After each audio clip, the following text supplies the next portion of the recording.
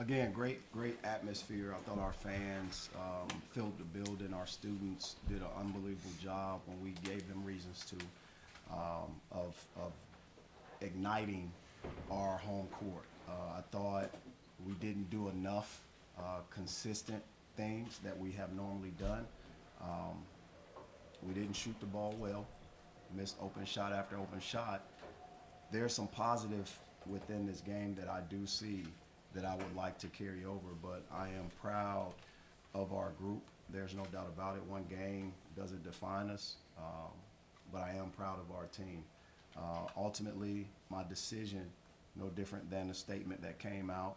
I was just being cautious with Kobe Brown, and it's all in that statement. I'll repeat that statement if you ask a question about Kobe Brown. And what made me do that, I'll answer it the same way the statement reads. So just to help you guys out with that a little bit. But number one team in the country, Alabama. I said it all along. They have the length, they have the athleticism, they have the shooting ability, which I thought we stifled in the first half because they rely on it, but also they do a great job getting to the free throw line. To be able to defeat that team, you can't give them these energy buckets, whether it's three-pointers and free throws. The more you see the ball go in, which I didn't think we did a good job of getting to the free throw line, especially in that first half. We shot 7 free throws. Coming off our season high of shooting free throws, we can't do that. To win games, you got to be able to shoot 30-plus free throws a game, and they did it. And, you know, whether they drew the foul, whatever it was that got them to the foul line, I thought they did a great job executing, and that's what a number one team in the country. I am proud of our conference to have a team of such, because it gives us all a barometer to be able to continue to grow, throughout the season. It's a long season. I'm proud of these two guys up here. I don't predicate it on just overall stats, but I predicate it on how they play. They play the game with an unbelievable amount of passion, and that's what made me, regardless of Kobe playing or not, that's what made me put Aiden Shaw as a starter tonight. He was going to start regardless, and he did a great job throughout this week, but also yesterday, and I thought he was ready to start his first game. All right, questions? Dennis, was that kind of just a game time decision on Kobe, and did it change anything about how you had to game plan or attack in this game? So as a head coach, right, you make decisions, but you also prepare, right? It's always in preparation. I didn't prepare that until right there at that time. Literally right before that time, probably 15 minutes plus minus, and I wanted Kobe to go through the warm-ups. That's when you make those decisions. And for me, I just made an executive decision, and I'll live with that decision without a doubt. Coach, Noah Carter also returned to the starting lineup today. What went into that decision for you? Because Noah, he deserved it. I think he does a great job. He has started games. I didn't want to put Mo in that position yet. I thought he's finally getting a rhythm. I didn't want to disrupt that rhythm that Mo had established. So for him to come out and have 12 rebounds, I thought that was a highlight. I thought that was wonderful to see. But Noah started games before, and I just went with what would help transition Aiden as a guy who's starting his first game. You had to go with experience, and Noah was that person. Dennis, how much do you have to kind of change and adjust who you are on the floor, especially on offense, without Kobe out there? As it relates to Kobe, Kobe's a great player, as you guys know. Obviously, the recognition that he just received as possible on that recognition list for National Player of the Year. I think we have played without him before when he's gotten in foul trouble, right? But ultimately, our guys have to step up, and that was the charge. It's not like it was new. We've been in that situation. He's picked up 2 fouls in the first minute of a game before, and I thought our guys held their own. I do think he could have helped us get to that free throw line, but also mitigate that foul shot difference because he draws a lot of fouls, without a doubt. Nick, do you guys see Did you see Isaiah getting a little bit more comfortable, and what can he help you guys do offensively now that he's fully in the rotation?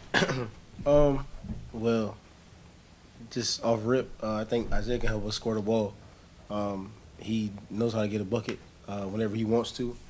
And you can see him getting comfortable each and every day. I mean, this team, we're a family, so just like when Kobe is out and we all have to step up, we do that. And then when he comes back, I mean, we, welcome everybody with open arms. So. Aiden, for you, just what was it like having your name called in the starting lineup today? For me, I feel like I don't know. I've just been preparing for it. So when my name was called, I was ready to play and just give my 110% on the court for my team. So.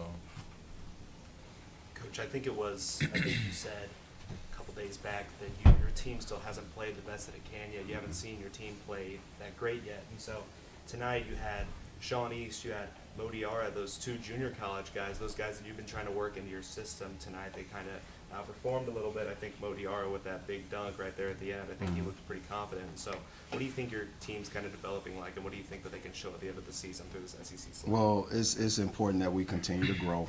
Again, we can't allow one outing to define us. Recovery is a part of the game. We have to recover mentally, physically, and emotionally. I'm excited for the day that we get 100%. And I mentioned all along, I don't think we've played our very best. I mean, think about, whatever shooting slump you may want to call it. We miss layups. So we're not getting to the free throw line. I think those things are rhythm things that either deflate you or it gives you the shot of confidence that you need. And I think ultimately we have to continue to manufacture those plays that'll give us a boost, because I thought our crowd did a great job in creating that electric atmosphere. We just didn't give them more and give them what they needed to just make this place a completely a home court advantage for this game. I credit again Alabama. They are the #1 team in the country. To have that in the SEC, it means a lot.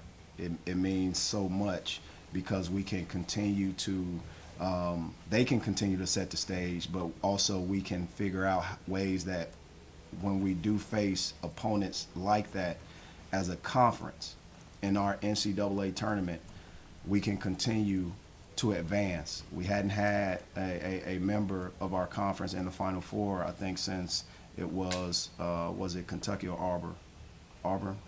Auburn, right? 2019. Yeah, it was Auburn. And I think this conference has multiple teams that can get there. And it's a beautiful sight to see. But they play like the #1 team should play on the road. We just didn't play well. I wish we could have played better. Dennis, it looked like Alabama kind of took control in that middle eight that you talk about a lot. What more do you have to do as a team to kind of capitalize on in those minutes? So the tendency, I'll give you guys the tendency. The tendency of Alabama is this, and I'm glad you mentioned that, because you can see it when you look at their scoring margins. They go on a run at the end of the first and the beginning of the second, consistently. That is consistently how they have played. And we didn't mitigate it at all. And it's hard when you see a team shoot the ball the way that they do, and you hold them to a sort of low standard, meaning a lower average, and they get those shots off in that time frame. They opened the game up at the end of the first, the beginning of the second. We didn't have a great start, but I credit Alabama. They did what they have normally done, and we couldn't stop what they did. Nick, Coach mentioned the layups. I think you guys were 7 of 16. Is that just one of those days where you didn't get bounces, or what went into that? Yeah, I think it was just one of those days. Had a couple go in and out that we usually make in practice, because we work on that a lot. Every dog has his day, so we're just going to continue to put that work in and look forward to Ole Miss on Tuesday. Nick and Aiden, I forget just how many there were, but you guys seem to take a good amount of charges in this game. Did you guys focus on that kind of leading up to this game against a team that likes to attack the rim the way Alabama does? I'm not really like Aiden Shaw, who's really blocks anybody at the rim. So whatever advantage I can get, I'll get that. We work on that a lot in practice. So whenever I see an opportunity to take it, I'll take one just to, change the game. Hey, Dennis, with Isaiah, what are you seeing from him out there on that, like this recent play, as much as he got to play, where you could say, hey, when you guys can get to that 100%, and he's going to win? Can a game like this help them build towards that? I think I played him too many minutes tonight, and he didn't have his legs underneath him to be able to execute the jump shots that we have normally seen him take. There's a level of, I think conditioning that it takes to log minutes like that, and I think it was too many. But for a guy to come away with 9 for 18, that's 50%. And you give or take 1 for 8. He's one of the best players in the country at drawing fouls, and he had 0 foul shots. I mean, y'all can take that however you want to take it. I'm confused, just as you are. But for a guy like that to be able to play off the bounce, play off the dribble, it's a weapon. And I think how his team has responded to him is a tremendous, it's a tremendous quality to have because they put their arms around him. They celebrate him. He celebrates them. We just have to be able to understand this game. You look at the fact that we still beat the #1 team with points in the paint, and we had one of the best 2-point field goal percentage shooters out.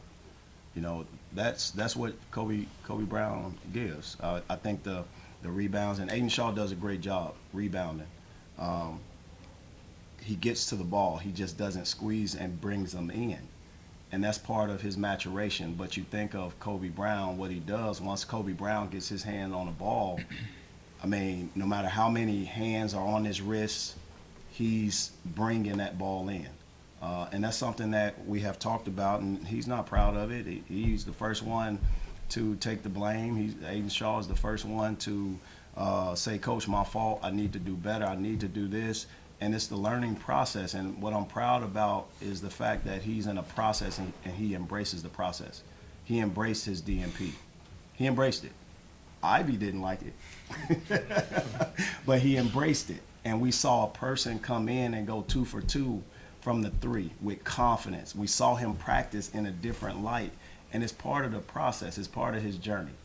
And what I'm proud is how these guys challenge him every day. They don't let him take a day off. They don't. And they make it rough for the young guy. And he does a great job responding and receiving that type of leadership from his teammates.